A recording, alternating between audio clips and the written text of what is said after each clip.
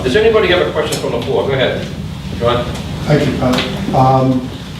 I have a number in my head that it's approximately $1.3 million fully. I'm sorry. It costs approximately $1.3 million just for the operating cost alone for the SAUs in the state, which makes me think that's top heavy and is money never getting to the children.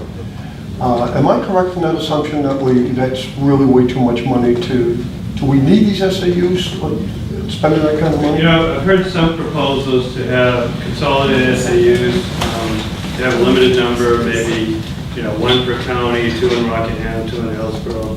And I'm attracted to the presumptive cost savings there. I would be a little bit hesitant though, because to the extent we have centralized SAUs, we remove the ability of individual parents to control their own child's education. I at times, having been on a school board, wonder about the value of the SAUs at all. I just don't see what they're doing. I was very discouraged. I mean, Mount Vernon belongs to an SAU with Amherst, and at times I just didn't see what the added value was. I didn't search for it. So I'm not sure that I want to exacerbate the problem, but maybe just get rid of the problem. Young woman on the end. Speaker, this goes back to the question before that on the voter ID bill. Yeah. Having been a campaign worker and now I'm an election official for one of the wards in Nashua, I can attest to the fact that the League of Women Voters is wrong in their statement that they made in the paper about the purging every month of those that are deceased. In the phone calls that I made from 2008, 2010, and now working at the polls myself, I had to approach, and it broke my heart. One of my neighbors, whose wife had passed away in September, her name was still on the list. And I had to ask him to fill out a form to have her name purged. Right. So they are not following through, and she passed away in September. So they're not following through with this.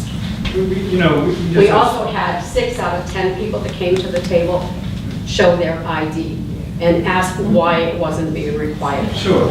You know, we have to use an ID to get on a train or a plane, go into most office buildings, certainly federal buildings you have to cash a check, to buy liquor, to buy cigarettes. I mean, it's just, unfortunately, we live in a society that's much more mobile now. Maybe 100 years ago, your daily interactions were limited to people who knew you.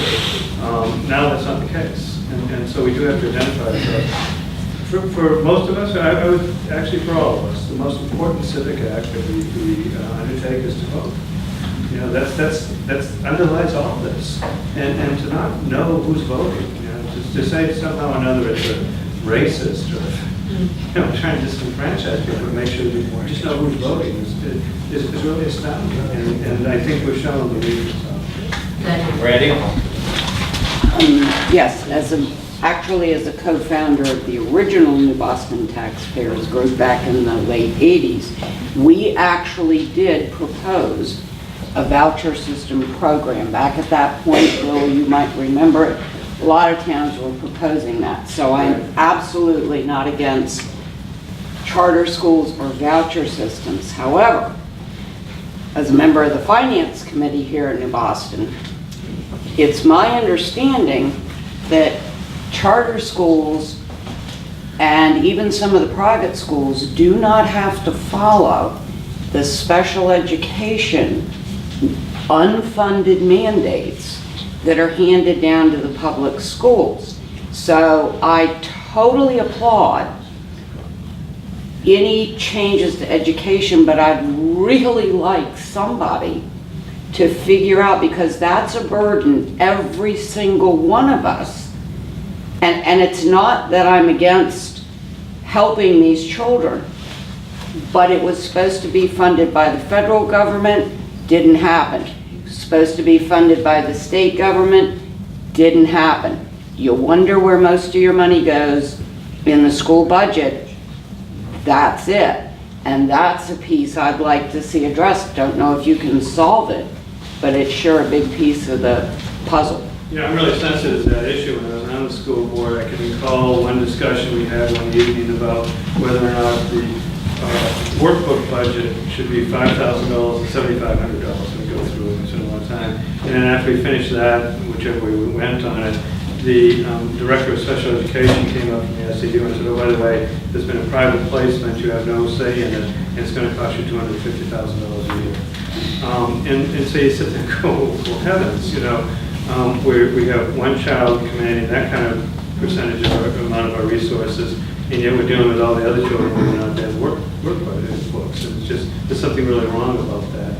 In the end, the solution, I think, is going to be for us to withdraw from federal programs. But it's easier said than done. You know? For us to do what? Well, for example, the idea, we should look at whether it's worth the amount of federal money that comes in, or we're taking on obligations, including bureaucratic oversight obligations, as well as our own internal funding obligations that go beyond where we need to. And you know, idea under the federal law, there was an anticipated 40% federal funding there. I don't think it's ever gone above 27%. That's what I've been told, and in fact, I was always told that the initial federal amount was much higher, that somehow that 40 rings true when the federal government kind of defaulted on all of us, was the state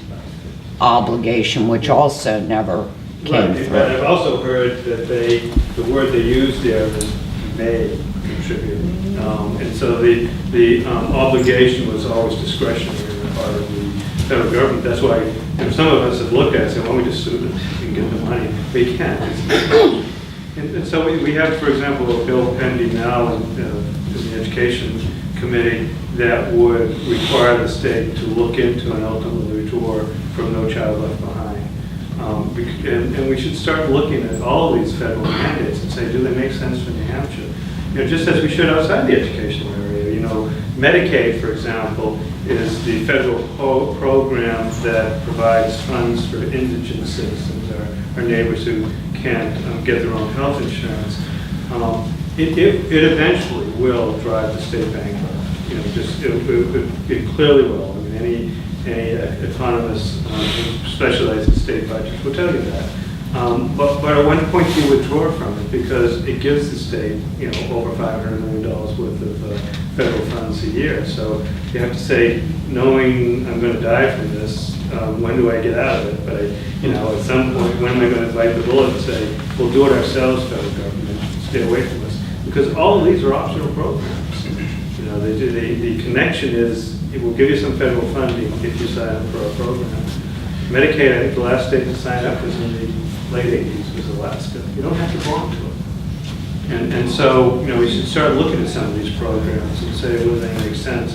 One of the things we're doing for Medicaid, for example, is there is a group of states that I've signed some documents for, such as Texas and some others, that we're looking to put in place block grants, where the state will give us block grants for Medicaid, saying, here's your $500 million. We're going to cap it at that. We'll only adjust it for inflation, but no other growth.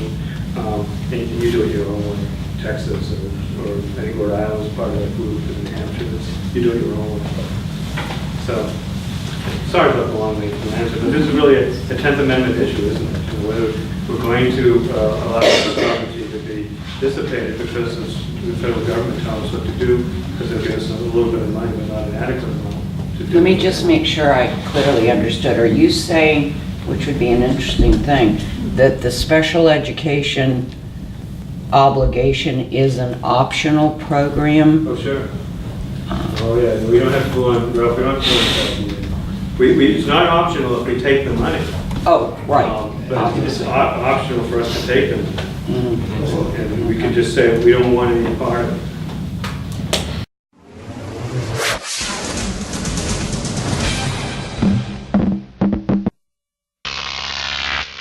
Crop TV.